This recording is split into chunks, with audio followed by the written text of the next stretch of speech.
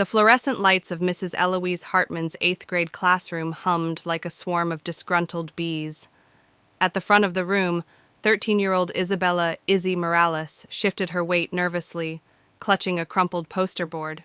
The words "Future CEO of Morales Tech" were scrawled across it in glitter glue, accompanied by magazine cutouts of computers and a stick figure version of herself wearing a suit.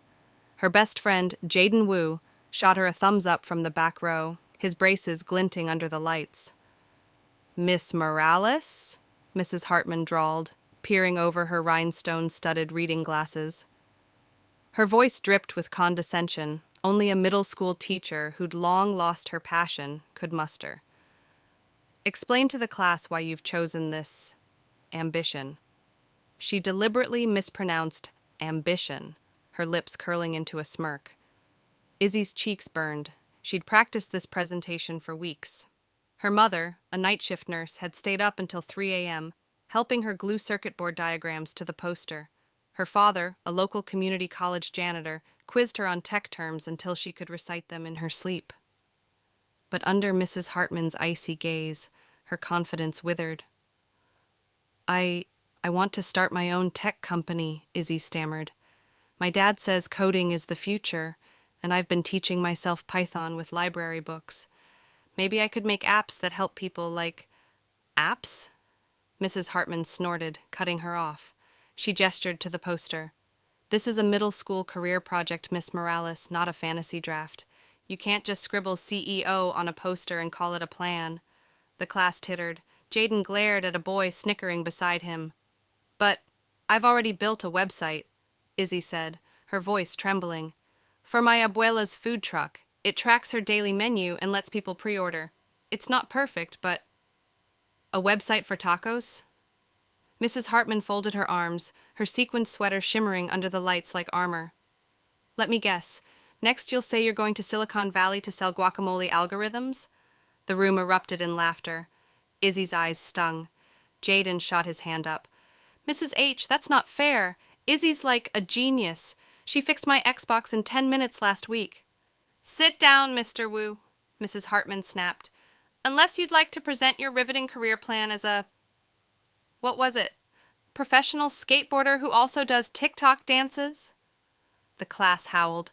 Jaden slumped in his seat, his ears red. Mrs. Hartman turned back to Izzy. "Let me give you some real advice, Miss Morales.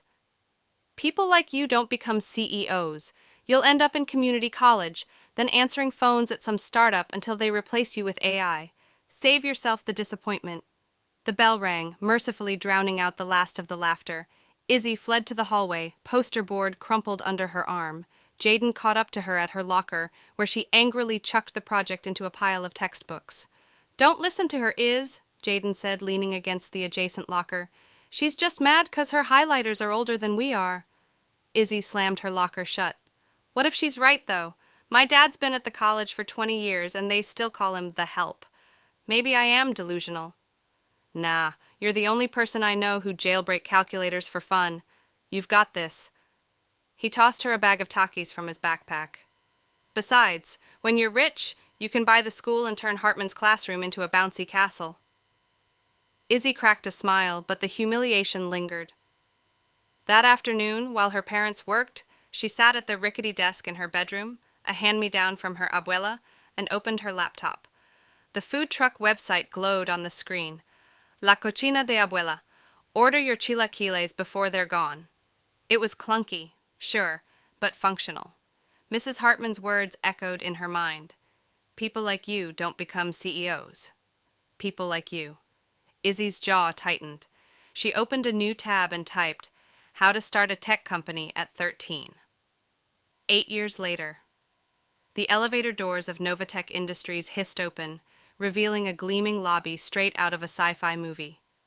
Glass walls shimmered with holographic projections of the company's latest AI projects, and the air smelled like espresso and ambition. Isabella Morales adjusted her blazer, now tailored, charcoal gray, and nothing like the stick figure suit on her 8th grade poster, and stepped onto the marble floor. "Ms. Morales!" A harried assistant scurried toward her, clutching a tablet. "The board is waiting in conference room A. They're, eager to meet the new interim CEO." Isabella smirked. Let me guess. They Googled me and found my middle school coding awards? The assistant blinked. Actually, yes. There was also a very old article about a taco truck website. Classic. Isabella smoothed her hair, her gold hoop earrings catching the light. Lead the way. As they walked, Isabella passed a wall of employee headshots. Her breath hitched. There, between the chief financial officer and the head of engineering, was a familiar face. Dr. Eloise Hartman, Senior Director of Educational Outreach. Isabella froze. Hartman? Here? The assistant followed her gaze. Oh, doctor. Hartman joined last year.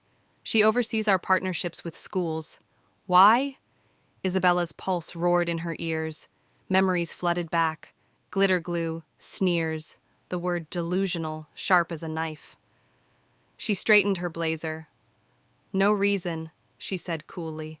Let's not keep the board waiting. Isabella's stilettos clicked rhythmically against the marble floor as she followed the assistant down NovaTech's sterile hallway, her mind racing. Dr. Eloise Hartman, the woman who'd once reduced her to tears over a glitter glue poster, now sat in a corner office here, of all places. Isabella's fingers twitched toward her phone. She wanted to text Jaden, to scream into the void of their decade-long friendship about the absurdity of it all. But the boardroom doors loomed ahead. Ms. Morales, welcome. A stocky man in a navy suit rose from the conference table, extending a hand. His name tag read, Gregory Cho, chairman of the board. Around him, 12 executives eyed Isabella with varying degrees of skepticism. One woman sipped her latte loudly, her eyebrow arched. Pleasure, Isabella said, shaking Gregory's hand. Her gaze flicked to the empty seat at the head of the table. Interim CEO. The title was temporary, but the power it held, the chance to prove Hartman wrong, was real. Let's skip the small talk, said the latte-sipping woman, swiping through her tablet. You're 21, correct? The youngest CEO in NovaTech's history. Cute. But your resume is light. A few coding awards, an internship at a failing startup, and... She squinted. A food truck app? Isabella smiled. La Cocina de Abuela's revenue increased by 300% after I optimized their delivery algorithm. But sure, let's call it a food truck app. Gregory chuckled. Touché. Now, about the shareholders' concerns? The doors burst open. Apologies for the delay. Dr. Eloise Hartman swept into the room, her voice saccharine. She wore a burgundy pantsuit, her blonde hair styled into a helmet-like bob. Time had sharpened her features, etching lines around her pursed lips. I was finalizing our STEM outreach proposal. You know how tedious bureaucracy can be. Isabella's nails dug into her palms. Hartman hadn't recognized her yet, or so it seemed. Ah, Eloise, Gregory said. Meet Isabella Morales, our interim CEO. Isabella, doctor. Hartman heads our educational partnerships. Hartman's smile froze. Her eyes darted to Isabella's face, then narrowed in slow, dawning horror.